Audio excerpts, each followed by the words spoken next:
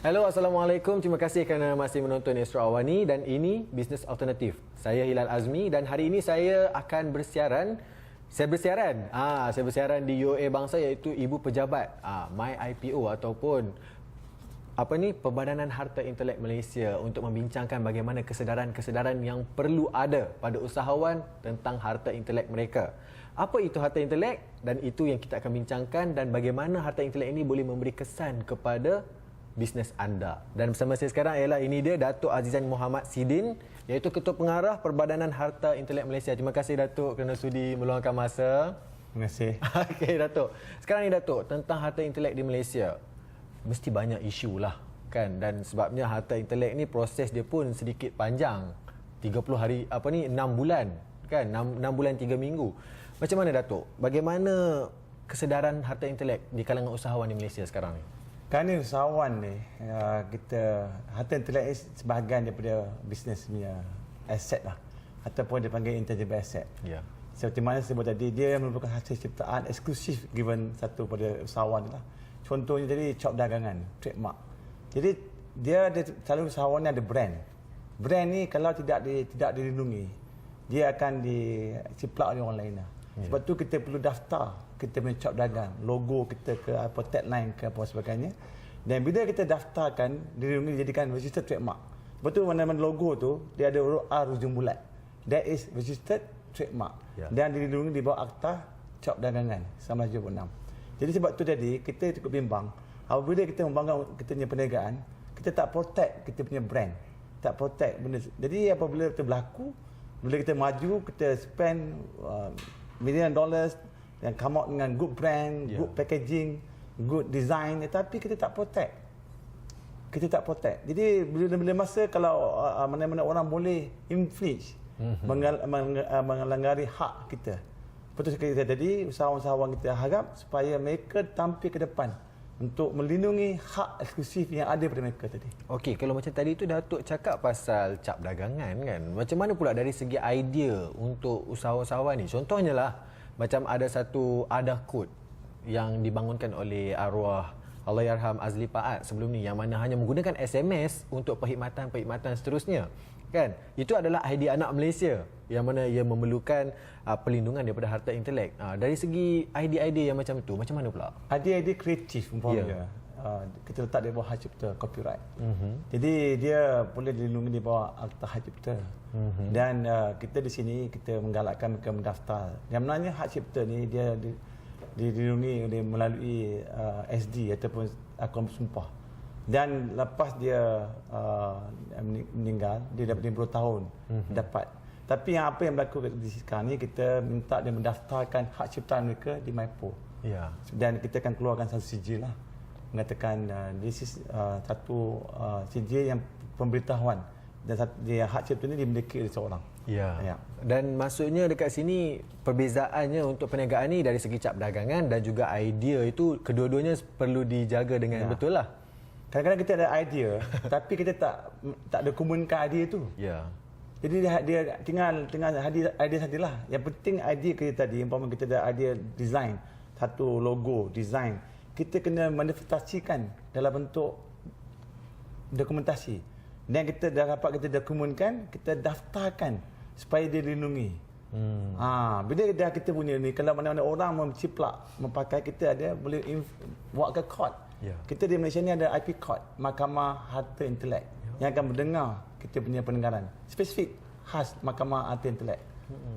Jadi sebab tu kita kadang-kadang kita bimbang, kita hanya spend more time on marketing, on promosi barang-barang kita, tapi kita tak lindungi kita punya hasil, kita punya ciptaan kita punya logo kita, bungkusan kita, sebagainya. Itu yang kita cukup bimbang. Okey, dan kebimbangan itu menjadikan kesedaran itu seharusnya timbul lah di kalangan usahawan-usahawan kita, dan kebanyakan usahawan tak mahu buat benda-benda ni sebab kononnya harga dia mahal. Macam mana tu Datuk? Tidak betul. Yang menanya kita punya harga ni very kompetitif. Kita ni among the lowest in Asian country lah. Among the lowest lah. Berapa tu? Saya ingat around fast track 900 plus. 900 plus? Bila RM1,000. Ringgit. Jadi, hanya sekadar kita sekarang bagi kalau murah lagi online. Kalau buat data online lagi murah. Kita menggalakkan kita punya application online. Jadi sebab tu kalau setengah tagline be online not inline.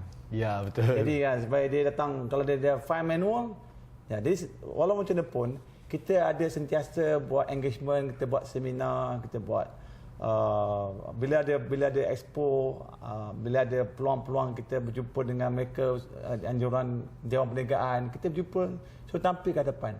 Kita kadang jumpa dengan pihak MARA, SME Corp, Biotech Corp, supaya apa-apa peluang-peluang mereka melatih usahawan tadi, pihak MARA pun kita minta mereka dimasukkan slot untuk IP. Okey. Maknanya apabila dia menceritakan tentang keusahawanan, kita minta, kadang-kadang SME Corp minta kita bagi slot bagaimana memprotect, melindungi hak ciptaan mereka, hasil ciptaan mereka.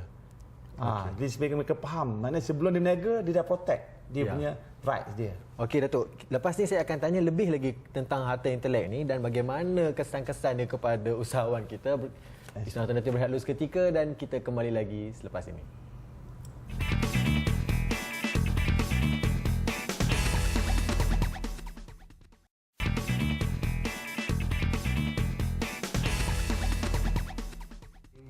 Masih lagi bersama saya Hilal Azmi dan juga Datuk Azizan Muhammad Siddiq, iaitu Ketua Pengarah Perbadanan Harta Intelek Malaysia. Okey Datuk, tadi kita dah cakap pasal kesedaran yang perlu ada, cap dagangan, idea, kreativiti semua tu. Soal idea ni, saya begitu tertarik dengan soal idea yang perlu dilindungi melalui IP tadi tu kan. Macam mana? Idea tu apa kaedah-kaedahnya untuk melindungi idea tu? Syarat-syarat utama mungkin. Dia idea ni ialah satu yang kita kata yang ada pada diri kita lah. Nama pun intellectual property. Iyalah. Benda yang tak nampak tapi kita boleh jadi asset.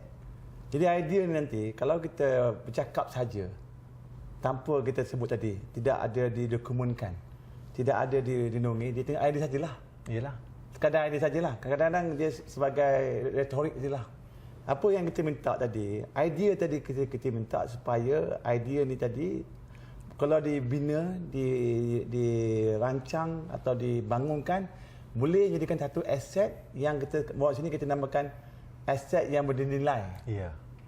Dan kita sekarang ni peringkat kedua ialah supaya idea tadi boleh dijagakan ke bank. Okey. Namanya IP valuation. Sebab tu tadi kalau macam kita ada idea itu tadi kita kalau dia ada begitu baik, umpamanya trademark atau patent, yang mana idea tadi kalau kita dokumenkan dan pihak yang melihat ada nilai pada idea itu, boleh ada generate income, and kita sekarang peringkat terakhir untuk mewujudkan IP valuation model penilaian IP. Bagaimana idea tadi kalau dia dibuat begitu baik, dan kita akan minta kerajaan kita ada mewujudkan dia panggil IP valuer, local IP valuer, penilai harta intelek tempatan yang akan menilai how much it worth your idea tadi, kan? Dan kalau sekiranya ni dia akan, kalau kita pun peringkat terakhir bincang dengan pihak institusi bank atau pihak kewangan, boleh menerima sebahagian daripada cagaran dia untuk mengembangkan dia punya. Dia dah jadi satu aset lah. Satu aset. Okey Datuk, kalau macam itu tadi idea-idea bisnes lah kan. Ini kalau macam idea dari segi seni, muzik, filem, pelakon, itu semua, adakah ia termasuk sekali dalam ya, IP? Itu sebagai dia hak cipta. Okey. Hak cipta tadi, biasanya hak cipta ni dia memang kita tadi dilindungi di bawah hak cipta. Dia memang dari segi umumnya, kalau kita ada akuan bersumpah, statutory declaration, mengatakan itu hak kita, dan ada itu dia akan dilindungi sepanjang hayat kita. Oh, okey. Dan bila kita meninggal, dia akan lagi 50 tahun lagi dia akan di-protected. Tadi walau macam mana pun tadi, saya fikir yang paling besar sekali kita kena protect our ideas. Ya. Itu yang paling besar sekali. Ya. Apa jua sekalipun kita punya idea, you must protect the ideas that belong to you. Hak eksklusif that given to you. Ya. Yang to protect. Jadi itu yang paling besar sekali. Dan apa jua sekalipun kita ada design, brand, copyright, ataupun patent, kita kena protect our ideas. Baik Datuk. Apa yang saya tahu juga, Perbadanan Harta Intelek Malaysia ada mengadakan program banyak program lah untuk membantu kesedaran-kesedaran usahawan ni kan. Dan terbaru di Melaka, apa tu programnya Datuk? Di Melaka ni kita every year kerajaan memwujudkan Hari Harta Intelek Negara. Okey. Kita akan meraihkan IP ni satu komoditi. Ya. Satu perkara yang untuk menyedarkan pada masyarakat tentang pentingnya melindungi harta intelek. Dalam kita meraihkan ataupun meraihkan harta intelek ni, kita sekarang ni pergi kepada to the ground lah. Ya. Kita pergi ke Kuantan. Last year kita buat di Kuantan. Before that kita buat kat Johor Bahru. Kali ni kita buat di Melaka. Supaya masyarakat setempat dapat mengetahui apakah dia IP. Kan? Kita akan buat, kita ada buat seminar. Kita ada buat khutbah Jumaat. Semuanya percuma? Semuanya percuma. Okey. Kita buat seminar, kita buat pidato untuk budak sekolah. Ya. Kita untuk budak sekolah kita ada IP run. Untuk layanan IP. Same time kita buat konsert.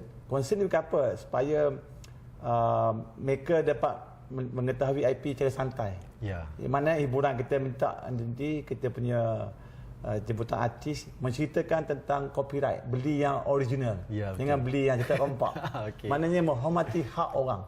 Okey Datuk, terima kasih banyak kerana sudi meluangkan masa untuk bisnes alternatif Datuk. Terima kasih banyak. Right. Itu saja masa yang kita ada untuk episod kali ini. Diharap semua mendapat input yang terbaik untuk mengenal pasti dan melindungi harta intelek anda.